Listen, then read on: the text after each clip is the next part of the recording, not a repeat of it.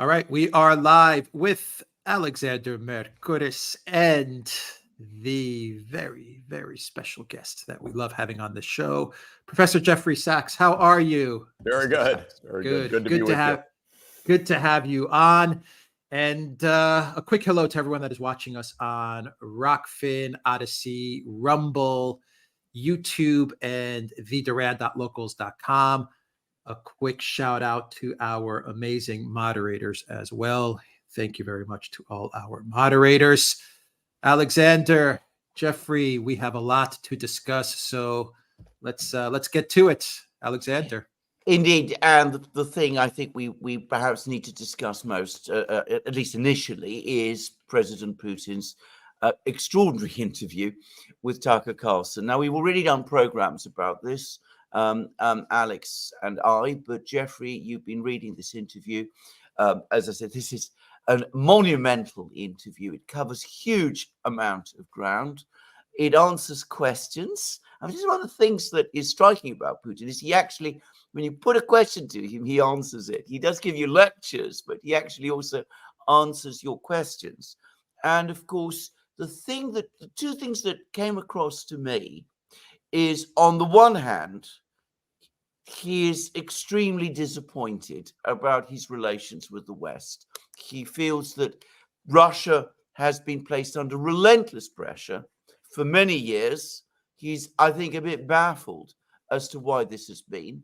But secondly, and this is an important point, which perhaps we haven't highlighted enough, he's still prepared ultimately to come to some kind of an understanding, provided obviously he thinks it's in Russian interests, and provided he has a negotiating partner on the other side, on the Western side, on the US side, that he can work with. He is not shutting the door. That was my take, at least. It's an extraordinarily sophisticated and shrewd interview. This is the first point, far too sophisticated for the mainstream American media, by the way, which could not make heads or tails of it, didn't want to deal with anything of the substance.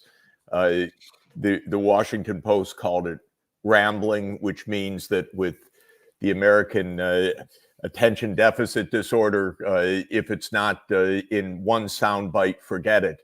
But when you listen to it, and then I just reread it again now, it's actually extremely sophisticated and extremely interesting. I think there is a core truth and message which Putin is in an extraordinary position to understand and to explain. And that is the remarkable fact that the end of the Soviet Union did not mean at all the end of the US pressure and attack on Russia. And I think that this is the real lesson of this. It wasn't actually anti-communism, it was anti-Russia. And it goes back 2 centuries, I would say, to British Russophobia, which at least a century and a half before, or let's say a century before communism, was completely Russophobic. And the reason is Russia's big, it's powerful, and in the British and US grand strategy, that per se is a threat, not the behavior, not the communism or the post-communism, simply the fact of a large, capable country is a threat. And what we see after 1991, according to Putin's analysis, and I think it's absolutely correct, and it helped me to understand things because I was there in 1991. I was there in 1992. I witnessed firsthand a lot of this. He says, Russia said, we just want normal relations. And the answer was no from the United States. We want to surround you. We want to make sure that you are weakened in every way.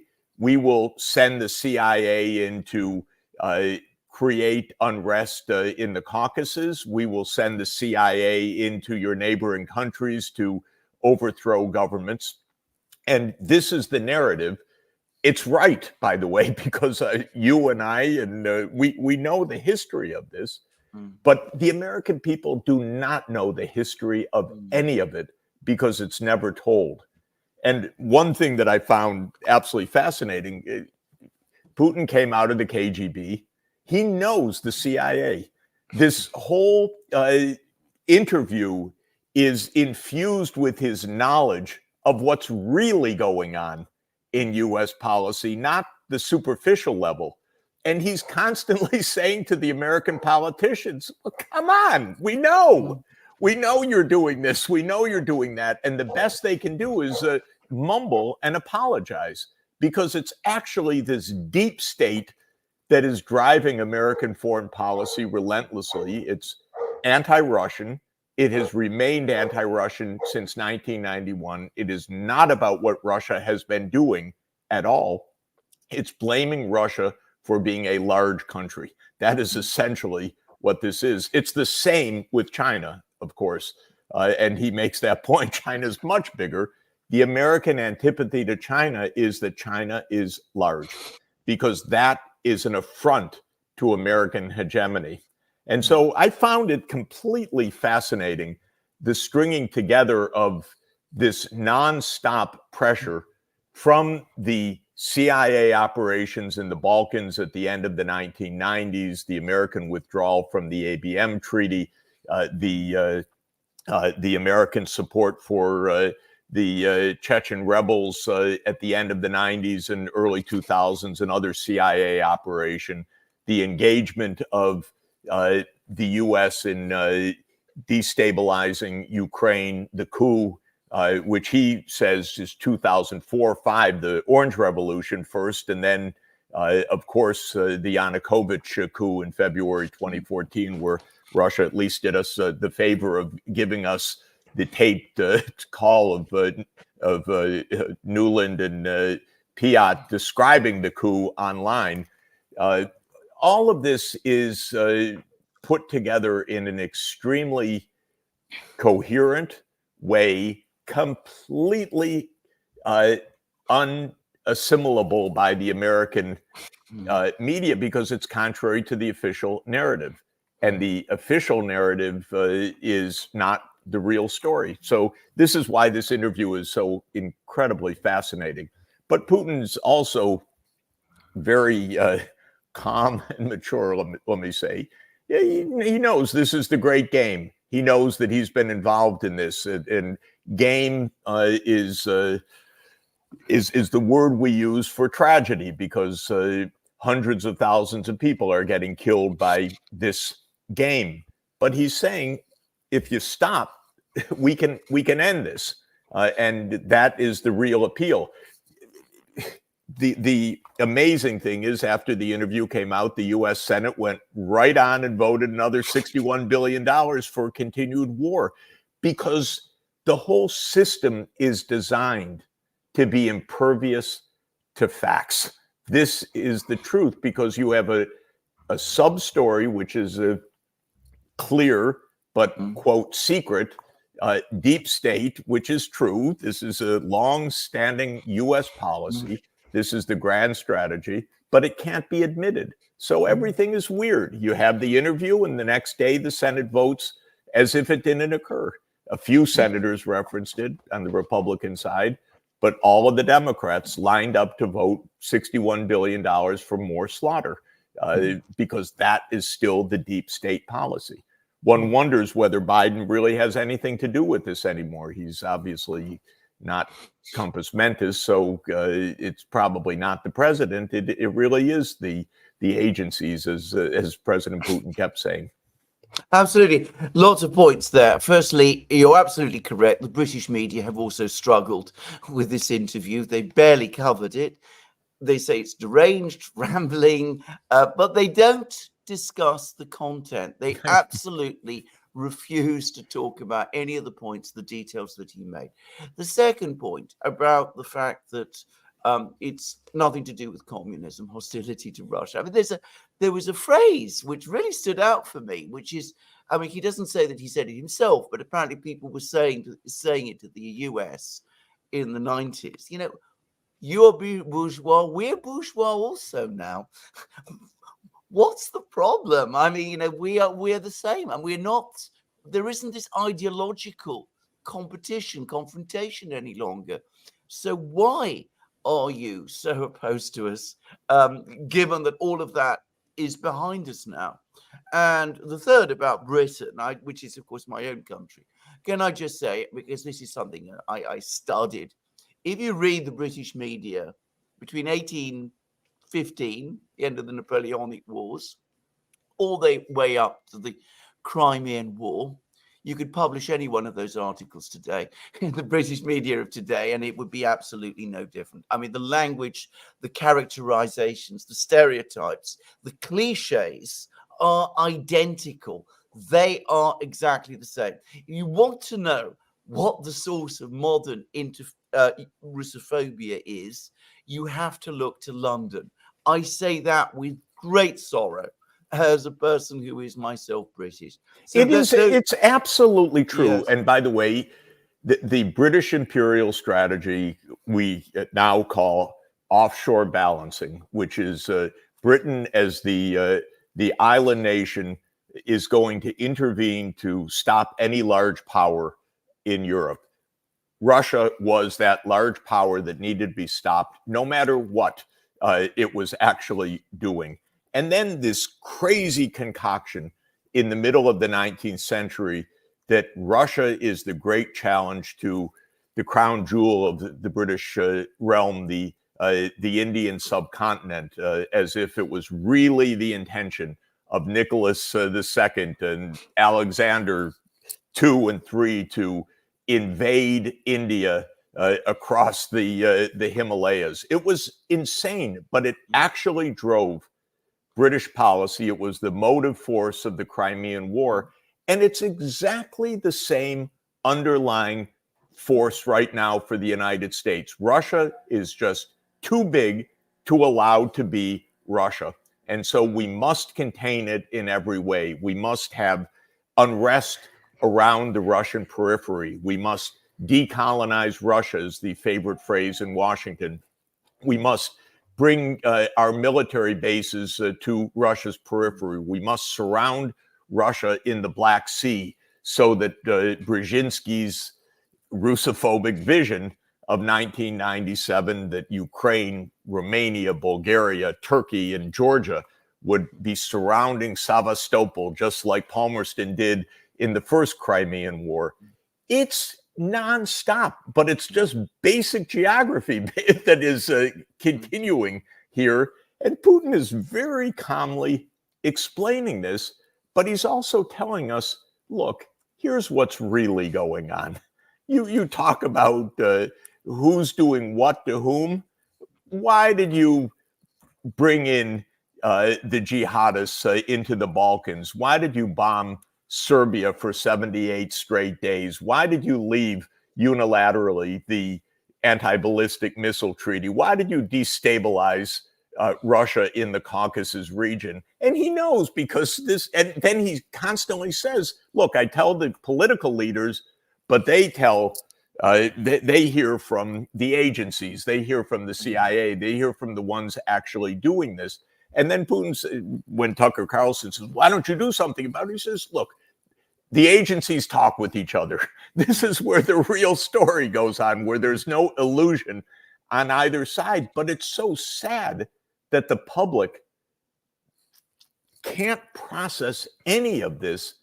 And what's extraordinary is how dangerous this is. It's called a game in game theory, but it could blow up the world, and it's blowing up Ukraine before our eyes, and it just cannot be processed.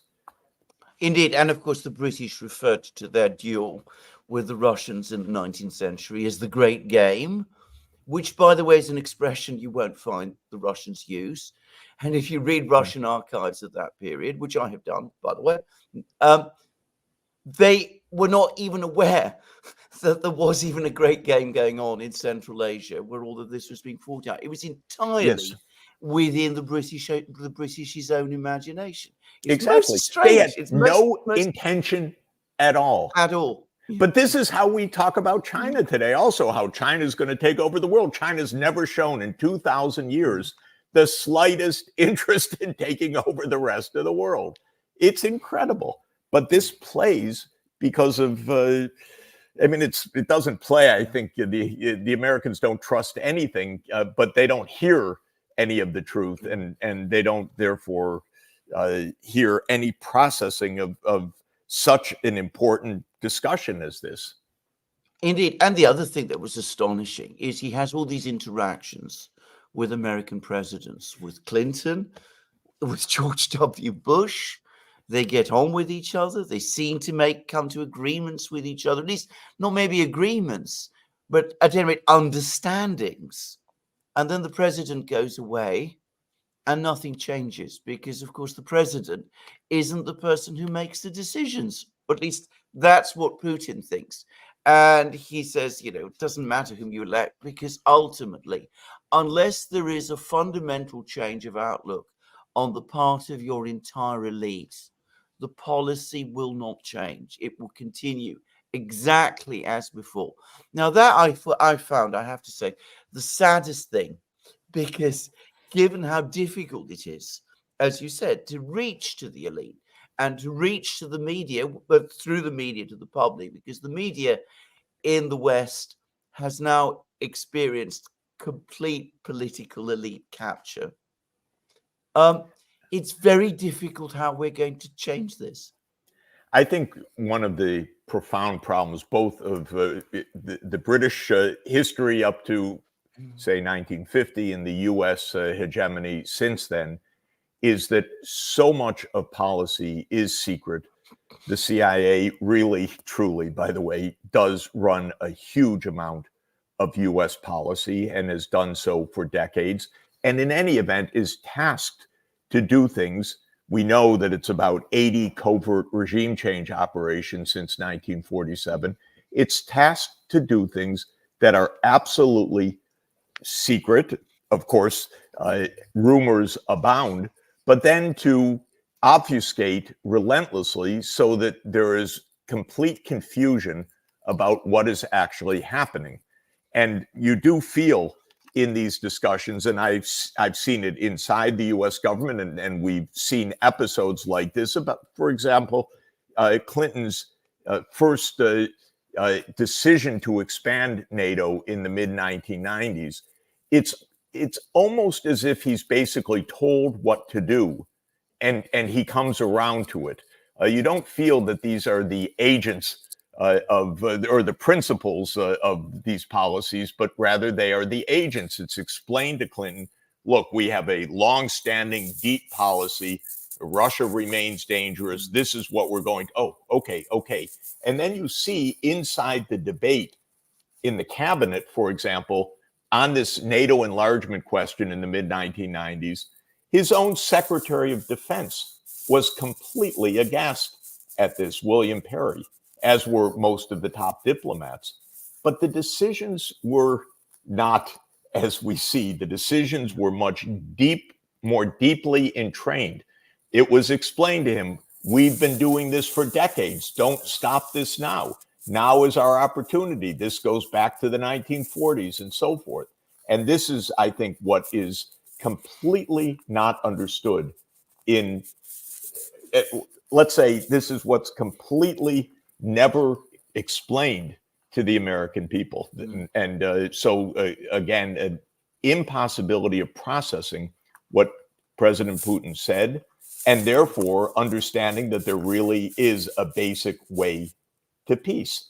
And of course, we see every day the denials that NATO has anything to do with this, or any of these other issues has anything to do with the war, except that once in a while the truth slips out, such as when Stoltenberg, the Secretary General of NATO, told explicitly to the European Parliament, of course this is a war over NATO enlargement.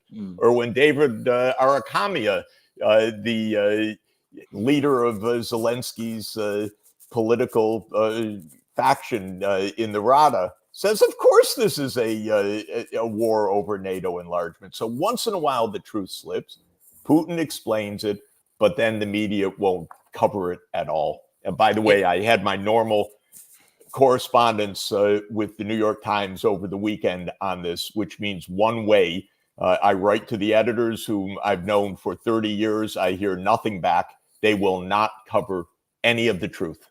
No. It's absolutely the case. I mean, what we have in Britain are denials. I mean, Boris Johnson is now denying what everybody knows happened in March and April 2022 about, the way that the role he played in wrecking the negotiations. He says it's all untrue, even though it was being reported at the time in the British media itself. This is one of the extraordinary things. In his own, one of his own ministers, Nadine Dorries, has written a book actually praising him for wrecking the negotiations. But now, of course, extraordinarily stupid statements of Sunak and Schultz, worse than children. Yeah. Absolute lies. And with Germany, a complete collapse of even the slightest interest of the Chancellor of Germany in Germany's own national interest, called to the White House, and by whatever means, which is a little bit mysterious, he comes out and says nonsense. And interestingly, I'm asked every day, as I'm sure you are, why does Germany behave in this completely weird way? And what's interesting is that when Carlson asks Putin about this, Putin says, I can't figure it out. And that's what I just wrote in an interview response. I can't figure it out either.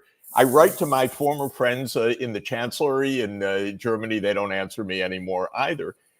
It's just a kind of shutdown of basic reasoning right now, and a just parroting this U.S. narrative. And now it's a U.S. narrative that the president of the United States can't even physically read off a teleprompter anymore. So we're really down to the last bits of this mystery.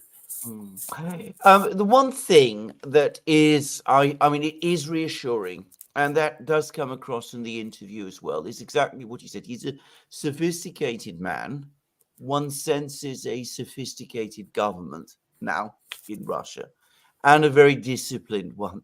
Yes. They do seem at the moment that they're facing all of this, but they're going to do their business and they're going to sort it out to the best that they can.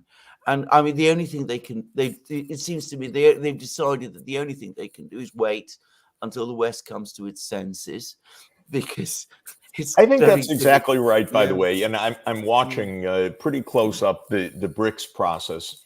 It's very systematic, very methodical. They're looking at these issues which we've discussed of monetary reform, and in a very professional way. And it's quite impressive, actually. And I think that that's exactly the sense of the interview, which is Putin saying, look, if there was just a normal discussion, we could actually solve this. But if not, we're going to do what we're going to do, and we'll do our best. I think that's exactly the sense of it. Exactly. I mean, there was, I'm sure you've been following this, but there was apparently a meeting of BRICS Sherpas, which went apparently very well. India and China seem to be working together, despite all the claims that they wouldn't. And, if we could just pivot quickly, because you've written a very, very powerful and strong, and I thought very good article about the Imran Khan situation in Pakistan. This was written before the election, which has now happened in Pakistan. But he's been convicted of the most ludicrous charges. I mean, charges that make absolutely no sense. I mean, the fact that he disclosed the fact that the Americans were plotting against him is apparently, a crime in itself. Well, it's so, just to say, the Americans called on the military to bring him down in 2022, which they did. It was based on a cable from the Pakistani ambassador. That cable was leaked partly to The Intercept and also to Imran Khan's team itself. when Imran Khan waived it, on the one hand, the United States denied it. And on the other hand, Imran Khan was sentenced to 10 years for espionage on the denied document. And then when the United States was asked about it, the State Department spokesman said, "We respect the Pakistani courts." Again, it's so surreal. You can't even connect logically the beginning of the sentence to the end of the sentence. But it doesn't matter because there's no follow-up, there's no interest. And I'll tell you something interesting. That little op-ed of mine, which I posted on Common Dreams, which I liked very much, I had sent to the New York Times because the New York Times had asked me for a piece about the situation in Pakistan before the election. When they saw that I was accusing the United States of something for which Imran Khan had been convicted of espionage, they told me, oh, our editors won't go with something like this. So they would not run a piece like this. And after the fact, and then after, despite the crackdown, the imprisonment, the attempted assassination, the espionage charges, everything, Imran Khan's party wins an overwhelming majority, which is now being partly stolen by utter fraud. I went back to the New York Times, said, could I write for you now? 700 words? No, Professor Sachs, we have other things in the pipeline. It's unreal how hard it is to pierce this wall of stupidity, designed narrative stupidity. They won't have it. They will not listen to any facts report, any facts discuss, any narrative that hasn't come out of John Kirby's mouth at the White House or the State Department. This is an official narrative rag, and that is a tragedy because we can't function like that. Once upon a time, the New York Times reported on the Pentagon Papers, it reported on Watergate, it reported on the CIA, but that was 50 years ago. Now it is a mouthpiece of government. And I have two things to say. Firstly, Imran Khan's crime was that he wanted to maintain good relations with Russia. So it all comes back to China. It all comes back to that at the end of the day. I mean, it's this desire always to lump everybody into, either you're with us or you're against us. Alexander, in the memo, actually, the U.S. threat is that we are very unhappy about this aggressive neutrality. The term itself is so obscene, but that is the American mindset. And by the way, that goes back for decades. If you are neutral, you are an enemy of the United States. And leaders have been killed repeatedly by the CIA over their neutrality. Absolutely. And I mean, since you brought up Admiral Kirby, I noticed that even the Saudis are getting fed up and have published a very, very angry statement. I mean, for the Saudis, an unusually strong statement directly contradicting what he's been going around telling everybody about the state of negotiations between Saudi Arabia, the United States, and the United States about normalization of Saudi relations with Israel. And one gets the sense Saudi Arabia, I think, is now a member of the BRICS. I'm not absolutely sure about this, but I think it is. But definitely they're going there. And people around the world are getting fed up with this. People in Pakistan are fed up with this. They're now voting, as you said, to support Imran Khan. And they're angry. I mean, I know Pakistanis. There's lots of Pakistani people here in London, and they are very angry. They gave him a landslide. Exactly. They gave him a landslide. And people in even the Saudi princes, I mean, the people who've been stalwart allies of the United States for so many years, they're getting utterly fed up. And they're saying, no, we're not going to have stories told about us by American spokesmen on American television, which is simply not true. And again, American government doesn't seem to get this, that it's not, that these things that they do aren't working in the way that they did once. The level of trust by Americans in the U.S. government has collapsed. The level of trust by Americans in the media has collapsed. This is nobody believes what is being said, but so far, just the fact of mumbling some nonsense has forestalled any change of policy. That's what's interesting. It's not that people are actually convinced by this. They kind of know something's really wrong. But what has remained the case until today is the absence of a rational alternative discussion at the core of our public deliberations, meaning in our actual institutions, in the Congress, or in the mainstream media. That rational discussion has not occurred. Professor Sachs, Jeffrey Sachs, once again, an amazing interview. Just to go back, read Putin's interview. It is incredibly interesting. Absolutely. It's very coherent. A lot for us to chew on in the days ahead, I'm sure. Days ahead, absolutely. Great to be with you. Thank you, Jeffrey, again. Have a great day. Thank you. Bye. Take care. Bye-bye. Bye. Alexander, let's do some questions. Absolutely. And we'll wrap this up. There were some questions addressed to Professor Sachs, but we were a bit short on time. We had to do a hard stop with Professor Sachs, but we can answer the questions that came in from KM. What are Professor Sachs's views on Reddit bias and the IPO?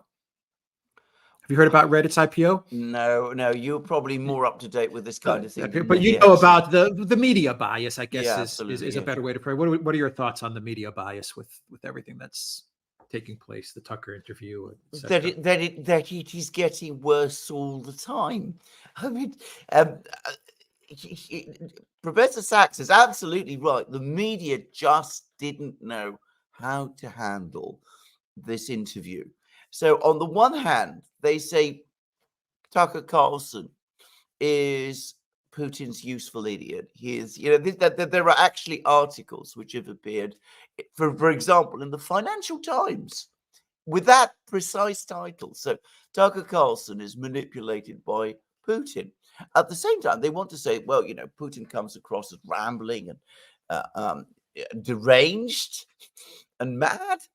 Well, if that is indeed the impression that the interview gave, how is Tucker Carlson, through having actually conducted an interview like that?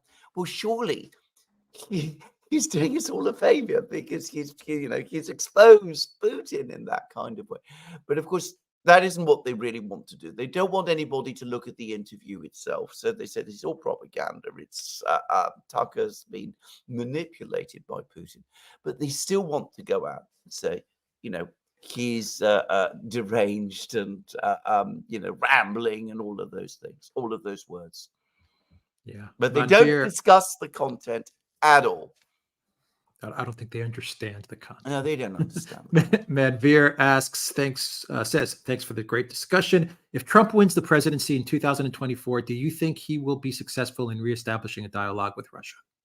Well, I think he wants to. I think he always has done. It's an extraordinary fact that Donald Trump, perhaps because he's an outsider, and somebody who historically never showed, a huge amount of interest in foreign policy, seems to have an insight into this issue that, the entire professional political class simply doesn't get. But of course, we saw what happened in his first term. In order for him to change things this time, he would need a team. He'd need a lot of people working for him. And of course, they're scared. The establishment is scared that he will do it. And there's talk about the fact that he is supposedly building up this huge team. But I'm just going to wait and see. I mean, we'll see whether or not he is able to make change. He will be resisted every step of the way. He already is. If he gets into office as well. If he gets into office. I mean, they're pulling out every stop to prevent him. I mean, extraordinary things. Anyway, carry on. Yeah. Fractured 01, thank you for that message. Bitcoin, crypto, and gaming says always love Professor Sachs. Fractured 01 says feelings don't care about your facts. The U.S. Senate. Truth Social ST says, I appreciate the invaluable analysis of Jeffrey Sachs. Thank you also, Christopher and Mercurtis, for your hosting and regular analysis. The resistance will prevail. And from locals, Alexander from Yankee Go Home, no more wars, Australian sovereignty, stay neutral in the APAC. It may be dangerous to be America's enemy, but to be America's friend is fatal. Henry Kissinger. No AUKUS. Thank you for that message. Toy Chung, thank you for that super chat. Libertarian by default. Welcome to the Duran community. B. Mido says, keep up the great work. Coste910 says, as I was saying all this year, and now Putin confirmed the genie is out of the bottle. It all started with war crimes against Serbia, maybe by NATO. We will never forget or forgive. Well, this is true. And I mean, there were so many opportunities thrown away, willfully thrown away. I mean, this is something that Putin actually catalogues. Attempt after attempt by the Russians to come to some kind of long-term understanding. You don't want us in NATO? Okay, we're not going to join NATO, but let's agree something else. You don't want this in the, involved in other things? Well, we'll go with that. But let's try and find some way forward. And he says every time he and other Russian officials come up with ideas, the door is always slammed in their face. Because exactly as Professor Sachs said, they are the enemy and must always be so. Can you explain, Alexander, what was meant when Putin said, I don't think he was working for Monaco, when he was talking about Evan Gershkovich? Did you understand what he meant by that? I mean, this is an interesting discussion, but I mean, what he was basically, I think, saying is that he wasn't working for Monaco; he was working for the CIA. I mean, that is what, I don't know. That's true, by the way, but I mean, that is what Putin said. I mean, he made it very clear that as far as the Russians are concerned, this is a straightforward espionage case. He went to Yekaterinburg, one of the main centers of the Russian military industrial complex. It's a huge city in the Urals. Not far away is Nizhny Tagil. He was getting classified information from the, trying to get classified information about tank production. And the Russians arrested him. And I mean, his story is that he's doing it, as a journalist. The Russians say, you're clearly spying. You're clearly working for someone. You're not working for Monaco. You're working for somebody much more powerful, much more important. You're an American. You must have been working for the CIA. Okay. Sparky says Russia should trade Evan Gershkovich for Julian Assange. Well, he's dropping hints that the Russians are going to trade him for people, for Russians. Vadim, whatever. I forgot his last name in Germany. Yeah. But the important thing always to understand, and I know this directly. I mean, I'm not from Assange himself, but from people who have spoken and discussed these things with Assange. Assange will never accept a trade. He will never agree to be traded in this kind of fashion, because he, under no circumstances, does he want himself to be anybody to think that he is any kind of spy, intelligence officer, there is any sort of connections with the Russians. Nothing like that. He will be, it's a heroic position. He's prepared to go through all the trials, all the investigations, and argue his innocence and the fact that he is a journalist. And I think it's a very heroic stance, by the way. Vesna, thank you for that super sticker. Elza asks, I think today more people are ready to listen to Russia than 1 or 2 years ago. Mr. Sachs, is my assumption realistic? Will it influence the West? I think that you are probably right. And the proof of this is the increasingly shrill way in which they're acting. I mean, if you listened to Scholz and Sunak over the last couple of days, and by the way, Johnson even more, their reaction to the Putin interview is hysterical. I mean, meltdown is, I think, almost right as a word to describe it. Yeah. Oscar asks, will Trump sack NATO, or is it just talk? I think NATO is the biggest threat to Europe. Well, he's dropped all kinds of hints. I mean, he dropped a very heavy hint the other day when he said, that country that wasn't funding its own defense. They asked him, if the Russians attack us, will you defend us? And he said, no, you're not defending yourself. Why should we defend you? I mean, now that, of course, it's been publicized all over Europe. Proof of how outrageous it is. But of course, in a kind of a way, this is what Europeans, the people who talk like this, don't understand. It actually plays into the point Trump is making, which is that NATO is a mechanism. One of the things it is, I mean, it's many things, but one of the things it is a mechanism whereby big European states freeload off the United States. And that's a point he wants to make. And this European reaction, even if we don't spend any money on our own defense, the United States should come and defend us. It makes exactly the point that Trump wants to make. Ibsen says, great analysis every time.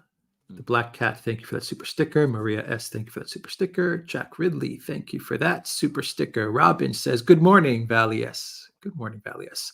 And Paul Walker says, Duo is too concerned removing the far right threat, but more than happy to support the far right in Ukraine. Bojo makes a mockery of Western politics. I mean, this is absolutely true, but I mean, it's true right across the entire, political class across the West. I mean, they pretend that the far right does not exist in Ukraine. I mean, if you read The Guardian, you would get the impression that the Russians are the far right and the Ukrainians are sort of center leftists, New Labour, Blairite type people. I mean, that's the kind of way in which Ukraine is represented there. I mean, it is so far removed from the truth that it is almost ridiculous. Well, it is ridiculous, but I mean that's the way it's done. Putin, by the way, made a very interesting point about that. You made two very interesting points. He said that the West actually knows all about these people and supports them, and the reason it does is because that guarantees that Ukraine will be kept on an anti-Russian trajectory, because these people in Ukraine are very, very anti-Russian. So that's why they are the allies of the West in this project. The other point, and it brought me back to an interview that Sergei Lavrov gave about a year ago, in which he got into a lot of trouble on this very question, which is about Zelensky. And, why does Zelensky agree to front for these people when his background, his family, the fact that he's Jewish should make him so averse to this? And, Lavrov slipped badly. And it turns out that Putin himself actually asked that very question to Zelensky himself on the only occasion that they met, which from recollection, I think was in 2020. He asked Zelensky, why are you fronting for these people? Your father fought against them in the Red Army during the Second World War. You know what they did. You know what they are. More than anyone else, you should know what they are. And he said, I can't answer. I can't tell you what Zelensky said because this was a confidential discussion. So I can disclose what I said to him, but I won't disclose what he said to me. But of course, there is a Russian record of this conversation, and I'd be interested to know what Zelensky did in fact say. Law of Attraction asks, gentlemen, if you had an opportunity to ask Putin a question, what would it be? If I had an opportunity to ask Putin a question, my interview would be about 6 hours long, not the 2 hours that it was with, not the 2 hours that it was with Tucker.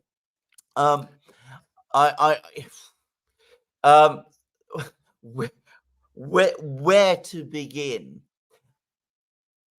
As somebody with historical interests, okay, I would be very interested in understanding what actually happened in 1999 when Putin became first acting prime minister and then president of Russia, because there was clearly lots of things going on behind the curtain at that time in Moscow.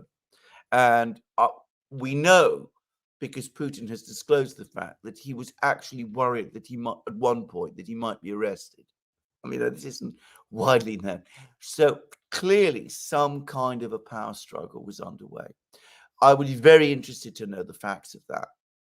And I would be very interested to know what role the Americans, and by the way, the British, had in it also.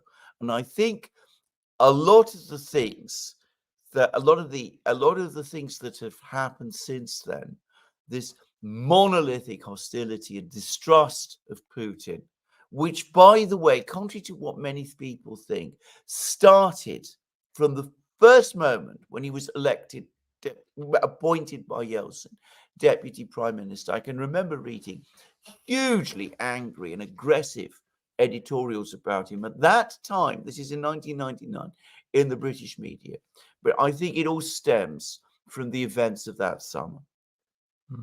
Sparky says free Imran Khan. Yeah. Tim Gibson, thank you for that super sticker. Sparky says denazify Israel. Elsa says the collective West says Putin is lying. Did anyone give an example of a lie and name facts that prove that? I haven't seen any. You're absolutely correct. None. Absolutely none at all. There is no... See, they don't want to do that. They just say that he's lying. But they don't want to say where he is lying. Because if they do that, then they're going to start to disclose facts which they don't want to disclose and have to argue about and explain. So the result is they just say he's mad, he's rambling, he's a liar, all of those kind of things.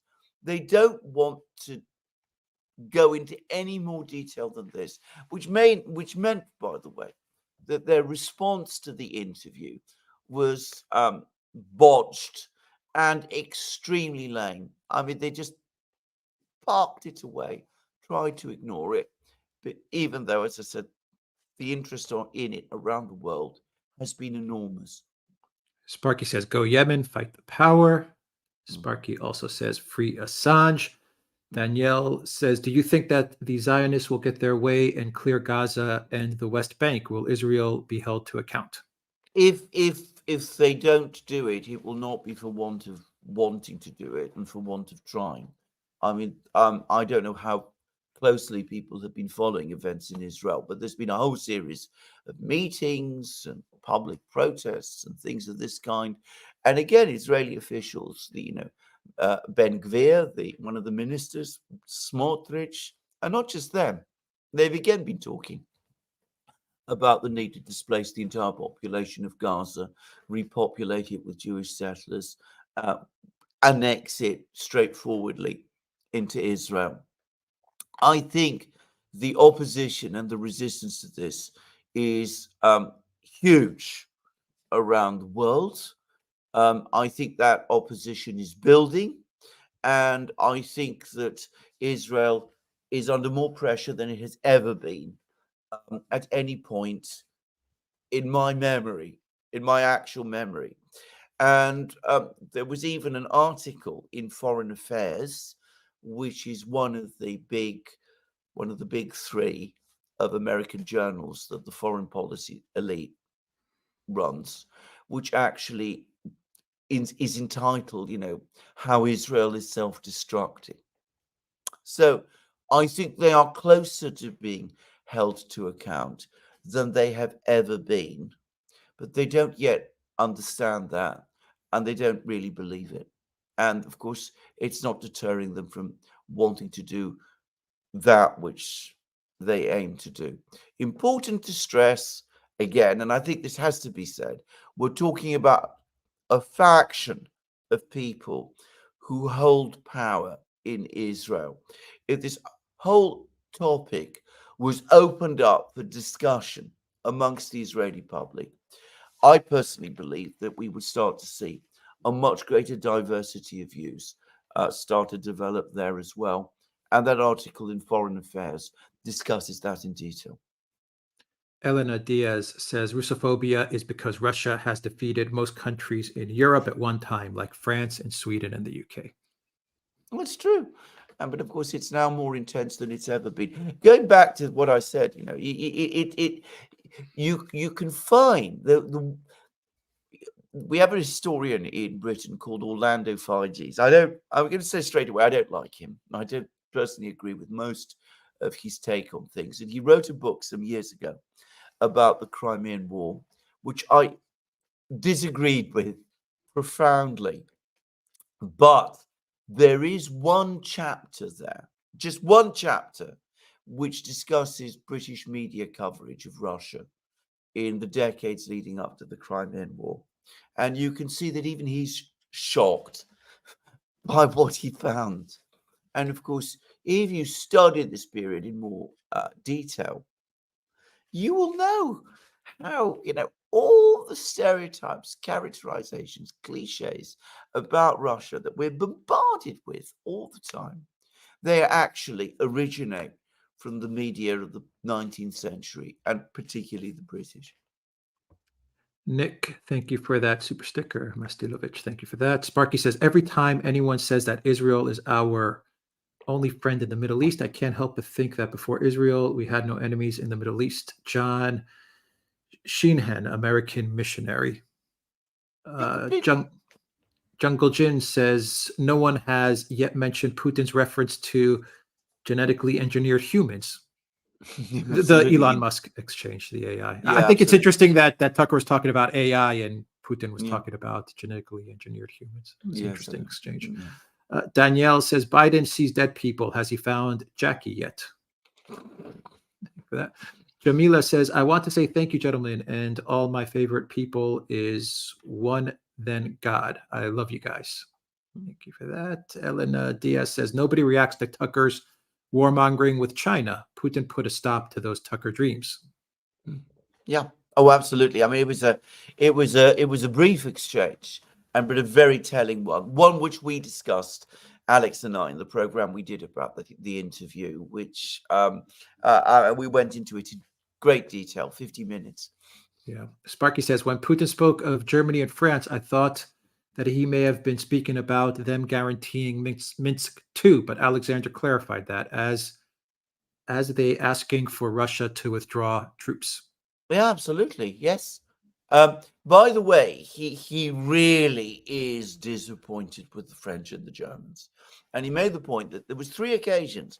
There was an agreement that was reached on the 21st of February 2014, which was before Yanukovych was overthrown, to hold elections and to come to a political settlement.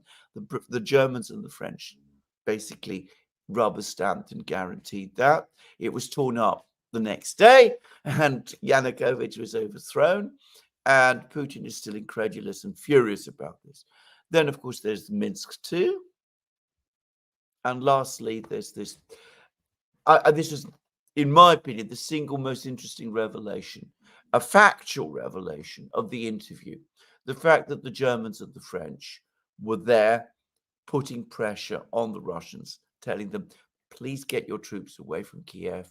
The Ukrainians can't sign anything off if they have a gun at their head, and basically backing the Ukrainian request for the Russian troops to be withdrawn from Kiev. And Putin says, okay, I'll do it. And one senses that for him, that was probably the final straw, the betrayal too far, if you will. Law of Attraction says, check the difference how the American journalist is being treated in Russian imprisonment, looking good and smiling, and how Ukraine did to Gonzalo. Oh, well, indeed, absolutely. Of course, we don't talk about Gonzalo in the Western media. Around the world, around the world, not just in Russia, by the way, but around the world, it's been talked about more and more. But I can say this for a fact, by the way, I have not seen a single article anywhere in the British media, that refers to Gonzalo. I believe there have been a few in the American, because the American media is still a little bit more open than the British.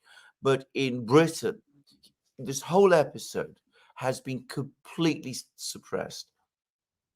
Get Her Done 2024 says Putin and the BRICS involves Australia to be a neutral partner in the new paradigm. This is it. I mean, why has Australia wrecked its relations with China, which was doing very well from that relationship with China? Why did Germany wreck its relations with Russia? I mean, surely, if you're talking about Germany, they should have worked very hard to keep relations with Russia on an even keel. We did a whole program recently, by the way, about what's going on in Germany. And Australia, I know less about because, well, I've never been there for one thing. But it seems to me it's the same. And I'm sorry, because all Australian people I've met in London, I really liked and got on with. British relations with Australia are very close and very friendly. And I just don't understand why Australia, which could have been a force for restraint on the Americans, and by the way, also on the Chinese, because the Chinese valued the relationship with Australia, why that thing has been torn up and thrown away in the reckless way that it was. Get Her Done 2024 says, you both, Alexis, said you would look at Australia. Please focus on AUKUS and the raping of our tax dollars and the people's voice in opposition to all the parties. You're absolutely right. We should. I mean, this is a big story. And I know in China it's taken very seriously, of course. And across, I suspect, most of the Pacific. And of course, in Australia, it's a big story as well. I do not understand. I really don't understand what Australia was doing, because the AUKUS deal is a terrible deal for Australia. I mean, it's a good deal for the United States, obviously.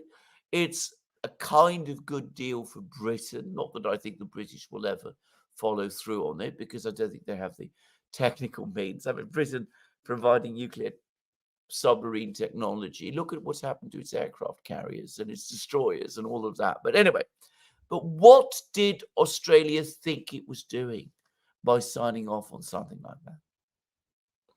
MF71 says, if NATO wants World War III so badly by creating a threat that doesn't even exist, they can do it themselves. America won't help. Russia has no intention of invading Europe. Trump 2024 and free Palestine. He's completely right. I mean, that's entirely correct. Tucker, by the way, has made the same point. And of course, Putin also made it. I mean, why would Russia want to invade Europe? Nobody's explained this to me. Why would Russia want to march on Berlin at this time, or take over Sweden, or occupy Norway, or any of these places? I mean, the whole thing makes no sense. No one, not a single commentary, has explained why the Russians would want to attack Europe. There hasn't been a single explanation given. I've not seen a single one. It's just taken as axiomatic that they're a threat. No explanation of what it is that the Russians would achieve or want to achieve by attacking Europe in that way. And of course, Putin said, we're not crazy. We're not going to start World War III. But of course, that part of the interview has been taken and turned round. And it's been said that, Putin was threatening everybody with World War III. I mean, the degree of misrepresentation is astonishing. Yeah, that's because it's all about keeping the military spending in Europe going. That's what it's all about, and keeping people afraid. Absolutely. So that they can then give more power over to Brussels and to the people in DC. That's it. That's what it's all about. Lerka Perka says, Alexander, if given a chance, would you ask Putin about the agreement he made with Yeltsin related to the family Yeltsin as condition for Putin's presidency? Well, this is exactly the point I was making. I would like to know the whole story there. What exactly happened in 1999? I mean, the story I have heard, and I got this from somebody who worked at the Greek embassy in Moscow, but it's a private conversation. I don't want to go into the details. But the story I heard at the time was that there was a power struggle, that the business over Yugoslavia, the bombing of Yugoslavia by NATO, and Yeltsin's going along with it, and the sacking of Primakov, finally turned the entire military and security and foreign policy establishment against Yeltsin. And they basically said to him, look, we want you out. He was at that time still trying to find a way of getting himself a third term. They said, look, we want you out. We want Putin in. If you agree to go, we will give you immunity. But if you try and stay, there will be a political crisis at the end of this year. And at that point, you're on your own. That's the word I've heard about it. And of course, the military started to make decisions by itself, like they sent troops to Kosovo, Russian troops went to Pristina, all of that. That was not so much directed against the US. It was directed against Yeltsin himself. It was telling him, you've lost control. We're not obeying your orders anymore. Sticky Marks says, did you hear the emotion in Tucker's voice after the final question of President Putin? Profound reply spoke to the Orthodox Church and the soul of Ukraine. Oh, yes, absolutely. I mean, this is important for Tucker, and it's important for Putin himself. And again, coming back to what we discussed on our program about this interview, the care with which Putin, how careful he was not to denigrate Ukraine. He said nothing pejorative about Ukrainian culture, about Ukrainians, way of life, anything of that kind. And the emphasis he continued to place on orthodoxy, on religion. He even brought up the topic of the Russian soul, which, to be frank, I know Russians. Some Russians are, they don't like it. And of course, even Dostoevsky, back in the 19th century, apparently didn't like it when people talk like that. Bellatane Cottage says boycott is Rael. Okay. Thank you for that. John Ski says, thank you both for the daily brain boosts. It seems like the Western elites have become so drunk on their own perceived power, they have become evil. How has Putin avoided this malaise, or has he? Well, I think to a great extent he has, because he operates in a profoundly different system. He's somebody who, on the one hand, and he went out of his way to make this clear, that he's very realistic.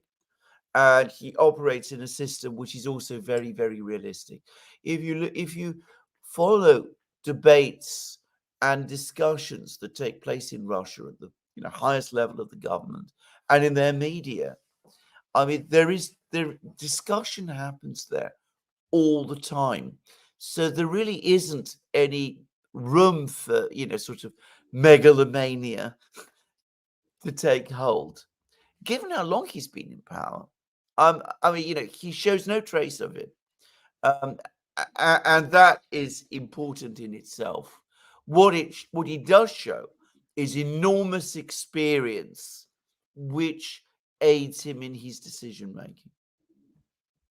Claude says, hi from Quebec City, Canada. As usual, great team. Merci. Ben Hillman, welcome to the direct community. Mays says, Putin did a Cat Williams thanks to the Tucker expose. Liz A says, German MSM manipulate TC interview. Example, DW News. Yeah. Sparky says, Zelensky's... Yeah, the German media, by the way, it's the American media is bad. The British media is worse. In my opinion, the German media is worse still. This has been long so the case, by the way. The one thing I would say is Germany, unlike Britain, does have an alternative media and a much, much more critical public in Germany. At least part of the public is much more critical than you tend to find in Britain. Sparky says Zelensky's never claimed to be Jewish. Others claim he is to inoculate Ukrainian NAZIs. His mother wasn't Jewish and never converted. he did acknowledge Jewish heritage through his father. Yes, indeed. And as I said, it was specifically his father that Putin referenced. Christos says, compare any city's lifestyle in the States to Russian cities and tell us if Russians are ready for the American values. Ha ha ha, tense 7 fentanyl everywhere. Well, I mean, if you go to Russia, this is all I'm going to say. I mean, I haven't been there, by the way, for some years now. Alex was recently there. I had a very interesting email just the other day from a viewer who'd just been there. And, these are pretty well-run, confident, modern, comfortable, prosperous cities. Torsten says, we're living in the Fourth Reich, where Napola K. Schwab and his WEF puppets control the rules-based order. Wake up, Europe. Joe Public says, what's the big deal about Thoroughly Average Interview? I didn't think it was an average interview. I thought it was a very, very different interview from the one that we see in the media in the West. I mean, completely different. And that was one of the problems. That's one of the problems. It's why the media in the West can't really understand it very well. If you're talking about Putin interviews, I thought that it actually provided a lot more information and insights than I personally had expected. I mean, he went into more detail and said more things than he normally says or discusses or discloses in interviews with the Russian media. And I think this is not because, he set out to do that, but because the experience of working with an American journalist was so different that, as I said, he was prepared to say more things or provide more information than he usually does. I thought it was actually a better interview than I'd expected it would be. Elena Diaz says, many Israelis are also Russian and Ukrainian. It seems to me Russia do have a far-right problem just in Israel. Oh, there are far-right people in Russia. I think you're finding that they're very much in decline. And, of course, Putin himself makes it completely clear this isn't what he's about at all. I don't think you will find much of it in Russia. I've never encountered it, by the way. Elsa says, Putin said that Musk can't be stopped. Indeed, he did. Caustic One says, props to Tucker, but would he interview Xi or Raisi? Who knows? Maybe Jungle he Jin, will. You must ask him. Jungle Jin says, I wonder where the Scribbles are buried. Well, he had a lot to say about them too, of course. It's a very good question. We are going through, by the way, a public inquiry in Britain that is supposed to be looking at the story of the Skripals.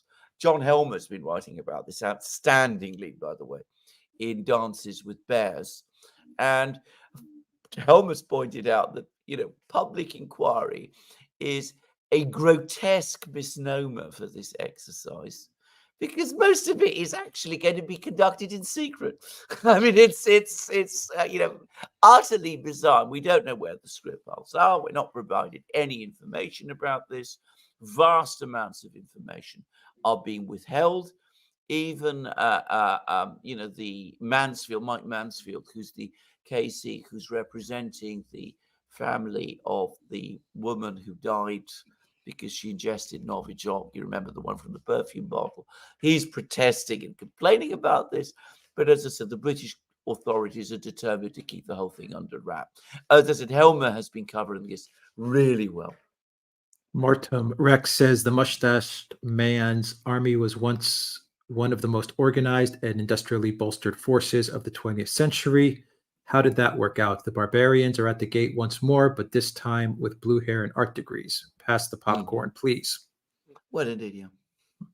Trevor, thank you for that super sticker. Christos says, Aussies, imasten malakis. That's why we had it good with China and now... ... Danielle says, Australia needs a new Whitlam or Paul Keating back. Yeah. Jungle Jin says, regarding AUKUS, Australia is footing U.S. naval costs.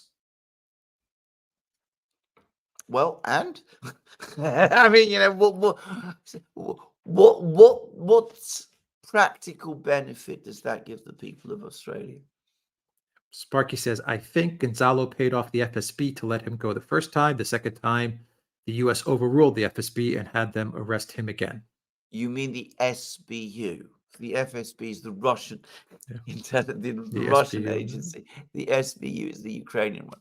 Look, I've not heard anything about this. I don't know that he paid off anybody, but perhaps one day we will get the whole story.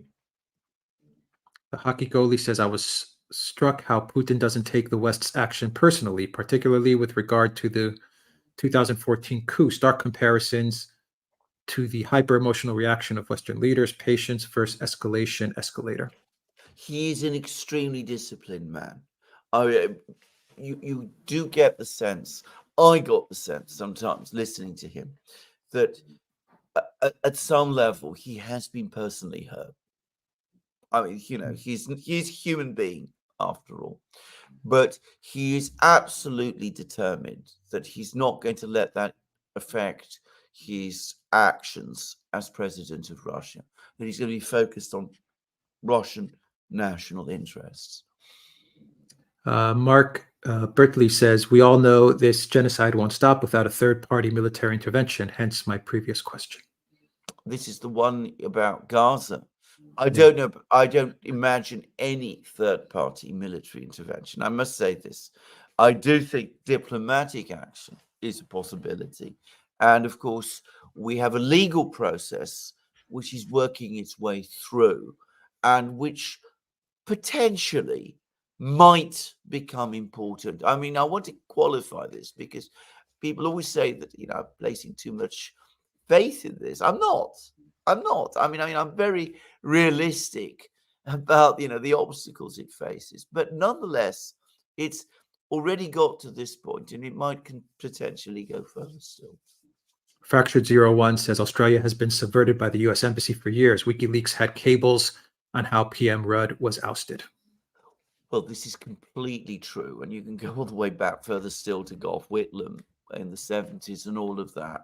But, Australians can take control of their country. It's self-sufficient. It's immensely rich. It potentially can play a very strong and positive role in world affairs. I mean, they need to throw off their psychology of dependence on, another great power, firstly Britain, now the United States, and understand that they can be independent and strong and they can make their own decisions and they don't need to get the permission of anybody to make them.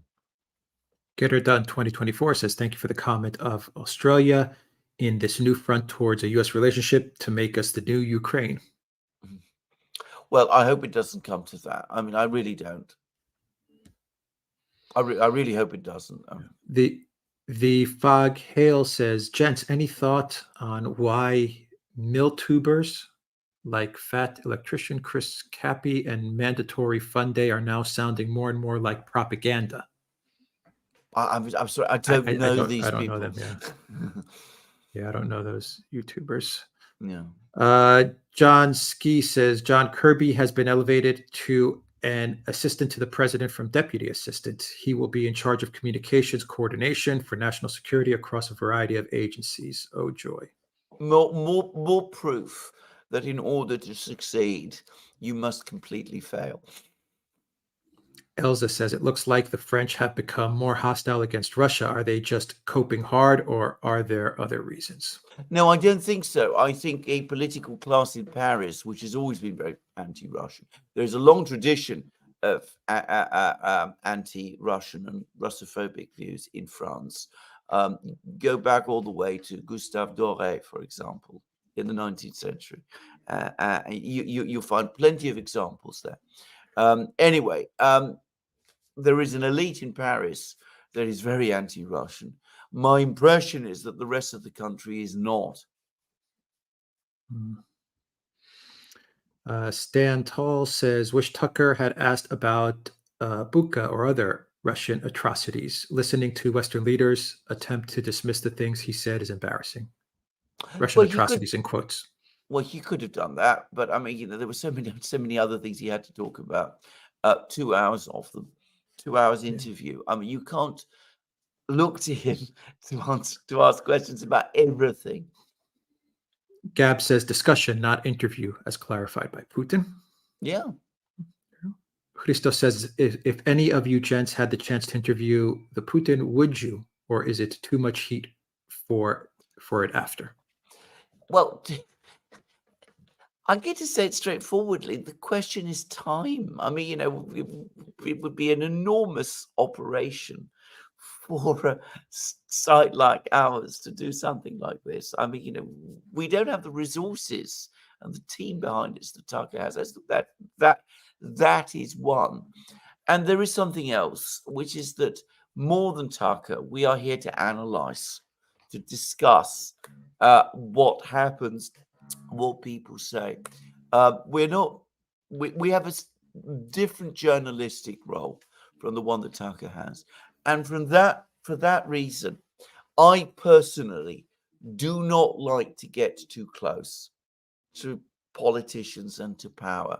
It'd be the same. If Boris Johnson wanted me to interview him, I would have misgivings about it. If Rishi Sunak or Keir Starmer, or to give a perhaps better example, Kwasi Kwarteng, who is a personal friend of mine. I mean, I know him, but I've never asked him for an interview because I don't want to be influenced by what he says and my own feelings and all of that. I want to be a certain distance so that the analysis I give is completely independent. I don't know whether people understand that, but I mean, I do feel that sometimes some journalists become so close to leaders that it affects the way they explain things. Not in Tucker's case, because he fulfills a different role from the one that we do. Sparky says correction, SBU to the FSB. Gonzalo, Yeah. yes. Yeah. Jungle Jin says, AUKUS, no practical benefits for Australia. It has many fully embedded Americas in key agencies. Australia acts under orders, no choice involved. Yeah. Sparky says, but Russia killed Apollo Creed. In reference to Rocky. Monty 105 says, can you please elaborate a bit more on Putin facing arrest as prime minister? This is the first time I am hearing of this. He disclosed it himself. He disclosed it himself in an interview he gave on a Russian TV program that he didn't want initially to take the job of prime minister. That he was very, very worried that if he did, and clearly things went the wrong way. Just to clarify, you're talking about the late 1990s, not the prime minister under Medvedev. Yeah, just want to clarify that. Exactly, the time in 1999 when there was this power struggle. At that time, he was heading the FSB, and Putin, Yeltsin, tapped him to become acting prime minister. Or so Putin says, but we know that there was all sorts of things going on behind the scenes, and he turned it down. He said, I'm worried for my family, and I'm nervous about myself. And then the power struggle continued, and he was asked to become prime minister again. And on that second occasion, he accepted. And this is why, by the way, if you remember that period, there was this really rather strange interval where Primakov was sacked. Someone else, I forget the name of him, took over for a short time, about a month. And then suddenly that person was also sacked. And then Putin took over. Yeah. All right. I think that is everything. Those are all the questions. Yeah. All right. Thank you to Professor Jeffrey Sachs once again for a great conversation, a great live stream. Alexander, any final thoughts before we sign off? Thank you to everyone that's watched us on Rockfin, Odyssey, Rumble, the Duran.locals.com, YouTube. Thank you to our moderators, Valley S, Gab, Peter. I think I saw Peter in the house as well. Thank you for everyone that helped us to moderate. Thank you, Rockabilly, for that super chat. Gab says, hungry President Novak resigns. Know much about this?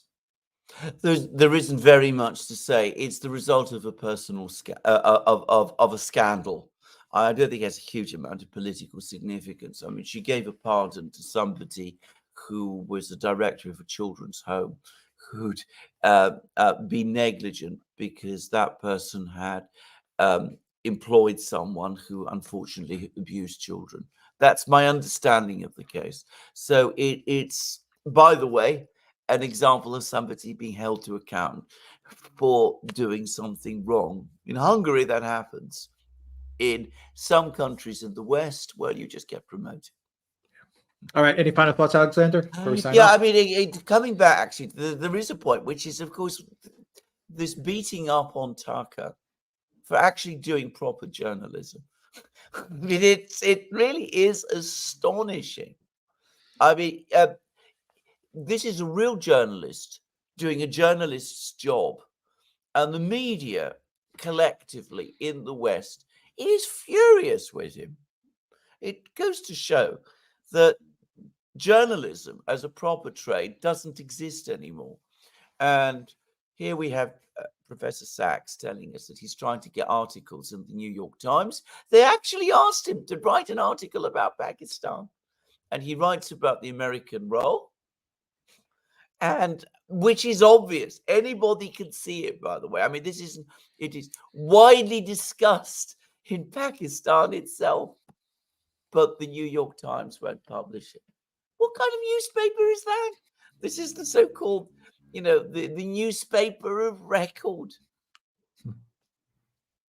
Christos says major respect for what you do. Thank you. Go ahead, Alexander. I mean, I thank you, Christos. And can I just say, I mean, what a state we're in with the media in the West. Given that, this is what one of the things in the First Amendment of the Constitution, and free press, one active and debates things and informative and all of that. The founders of the American of the United States understood that is an essential part of the system. We don't have it anymore, and without it, there cannot be democracy in America or anywhere else. Yeah. They're jealous of Tucker, Alexander. Oh, hugely so. Jealousy is a terrible thing. Yeah. That is another thing that comes across so powerfully. They're jealous of his traction. They're jealous of his intelligence and his ability and his courage, because they have none of those things. His newfound freedom. His newfound freedom. The fact that he still gets hundreds of millions of views, which they don't. And I mean, they are instead of asking, what is he doing right, which we are not, they just go after him. But you're absolutely right. Jealousy plays an enormous role in this thing. Yeah. All right. We will end it there. Thank you very much, everybody, for tuning in to this live stream. Take care.